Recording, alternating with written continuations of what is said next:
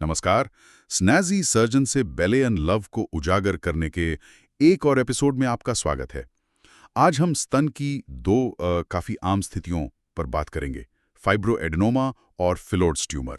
हाँ, ये दोनों ही हमें अक्सर देखने को मिलते हैं। और इनके प्रबंधन में जो अंतर है उसे समझना बहुत जरूरी है ना। बिल्कुल, क्योंकि दिखते भले ही एक जैसे हों, पर अप्रोच काफी अलग है। तो चलिए फाइब्रोएडेनोमा से शुरू करते हैं। ये शायद युवा महिलाओं में मतलब 15 से 25 साल की उम्र में स्तन गांठ का सबसे आम कारण है। हाँ, बिल्कुल सही। ये एसेंशियली एक लोब्यूल का हाइपरप्लेसिया ही है और ये आम तौर पर जैसे 2-3 सेंटीमीटर के साइज तक बढ़ता है। इसकी खासियत है वो कैप्सूल। हाँ, वो वेल डिफाइंड कैप्सूल। जी, बिल्कुल। अच्छा, तो इसका निदान कैसे करते हैं? मतलब क्या हमेशा बायोप्सी करनी पड़ती देखिए, है? अगर क्लिनिकली और अल्ट्रासोनोग्राफी पर वो बिल्कुल टिपिकल फाइब्रोएडेनोमा लग रहा है और मरीज की उम्र 25 साल से कम है, तो कई बार हम बिना बायोप्सी के सिर्फ ऑब्जर्वेशन में रख सकते हैं। अच्छा। हाँ, लेकिन अगर उम्र 25 से ज़्यादा है या फिर अल्ट्रासाउंड पर कुछ एटिपिकल फीचर्स दिख रहे हैं, जैसे मार्जिन्स क्लियर नहीं है या कुछ और, तब बायोप्सी ज़रूरी हो जाती है। और दवाइयों का कोई रोल? हाँ, ये देखा गया है कि कुछ एंटी एस्ट्रोजन दवाएं हैं, जैसे टमॉक्सिफेन या ऑर्मिलॉक्सिफेन, इनसे कभी-कभी साइज कम हो सकता है, पर यह रूटीन प्रैक्टिस नहीं है। ठीक है।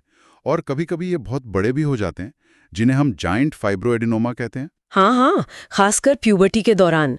अगर साइज 5 सेंटीमीटर से ज़्यादा हो तो उसे जाइंट कहते हैं और ये कई बार तेजी से बढ़ भी सकते हैं। तो इनका इलाज? इन्हें हम एन्यूक्लिएट कर सकते हैं, मतलब सर्जरी से सिर्फ गांठ निकाल देना। अक्सर सब मेमोरी इंसिजन से हो जाता है। अच्छा। अब कैंसर के जोखिम की बात करते हैं। क्या फाइब्रोएडेनोमा से कोई रिस्क जुड़ा है? देखिए, जो सिंपल फाइब्रोएडेनोमा है उसमें रिलेटिव रिस्क यानी आरआर बहुत मामूली बढ़ता है, करीब 1.5 से 1.7 तक। बस इतना ही? हाँ, लेकिन अगर उसमें एपिथेलियल हाइपरप्लेजिया जैसी फाइंडिंग्स है तो आरआर बढ़कर 3.4 से 3.7 तक जा सकता है। ओके। और अगर कॉम्प्लेक्स फाइब्रोएडिनोमा है और साथ में फैमिली हिस्ट्री भी है स्तन कैंसर की, तो आरआर 3.0 से 4.0 तक भी हो सकता है। खासकर लोब्यूलर कार्सिनोमा का रिस्क बढ़ता है। अच्छा, तो फिर किन स्थितियों में हम सर्जरी की सलाह देते हैं निकालने के?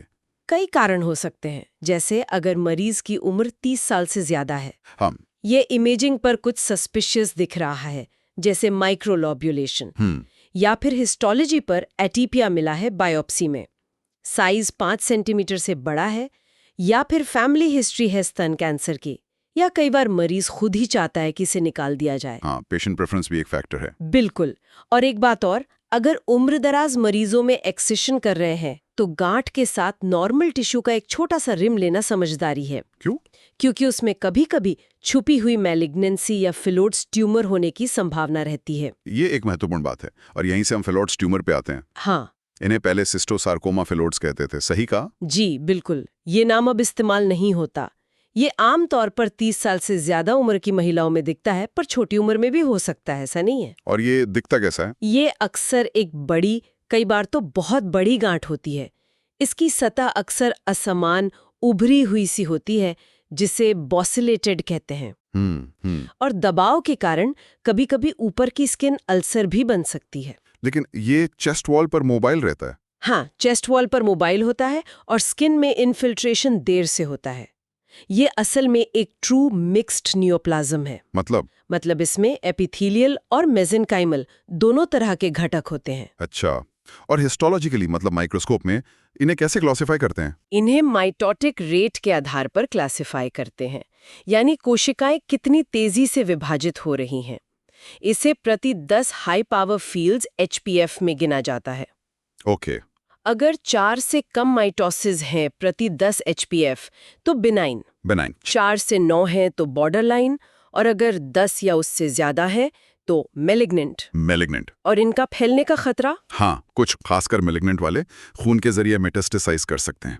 बॉर्डरलाइन वाले भी कभी-कभी कर सकते हैं। तो इनका इलाज फाइब्रोएडिनोमा से बिल्कुल अलग होगा फिर? हाँ, काफी अलग। इसमें वाइड लोकल एक्सिजन की जरूरत होती है। वाइड लोकल एक्सिजन मतलब ट्यूमर के चारों ओर कम से कम 2 सेंटीमीटर का नॉर्मल टिश्यू का मार्जिन लेना पड़ता है। क्योंकि लोकल रिकरेंस यानी उसी जगह दोबारा होने का खतरा इसमें ज्यादा होता है। अच्छा, 2 सेंटीमीटर मार्जिन। हाँ, और कई बार ऊपर की स्किन या नीचे की पेक्टोरालिस मेजर मसल का हिस्सा भी साथ में लेना पड़ सकता है, अगर ट्यूमर उससे जुड़ा हो। और मेस्टेक्टमी यानी पूरा स्तन निकालने की नौबत कब आती है? अगर ट्यूमर बहुत बड़ा हो या बार बार रिकरेंस हो रहा हो या फिर मैलिग्नेंट फिलोट्स ट्यूमर हो तो मैस्टेक्टमी करनी पड़ सकती है। और क्या कोई एडिशनल थेरेपी भी देते हैं, जैसे रेडियोथेरेपी या कीमोथेरेपी? हाँ, सहायक चिकित्सा के रूप में अगर रिकरेंट ट्यूमर है या मैलिग्नेंट है तो पोस्ट ऑपरेटिव रेडियोथेरेपी दी जा सकती है।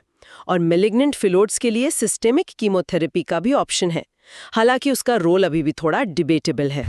तो कुल मिला के ये बिल्कुल साफ है कि भले शुरुआत में दोनों गांठ जैसे लगें, फिलोड्स ट्यूमर के लिए एक ज्यादा आक्रामक रवैया अपनाना पड़ता है, बिल्कुल, खासकर सर्जरी के मार्जिन और आगे की सहायक चिकित्सा के मामले में। एकदम सही कहा। इसीलिए बायोप्सी और सटीक हिस्टोलॉजिकल डायग्नोसिस बहुत बहुत ज़रूरी है, क्योंकि प्रोग्नोसिस और ट्रीटमेंट प्लान बिल्कुल बदल जाता है। खासकर वो जो बॉर्डरलाइन केसेस होते हैं, उनमें फैसला लेना कई बार मुश्किल हो सकता है। बिल्कुल, तो इन दोनों के बीच का अंतर समझना हमारे लिए बहुत जरूरी है। हर गांठ एक जैसी नहीं होती। सही बात है। आज की इस चर्चा के लिए आपका बहुत धन्यवाद। धन्यवाद। हमारे पॉडकास्ट को सुनने के लिए धन्यवाद। अगले एपिसोड में मिलते हैं।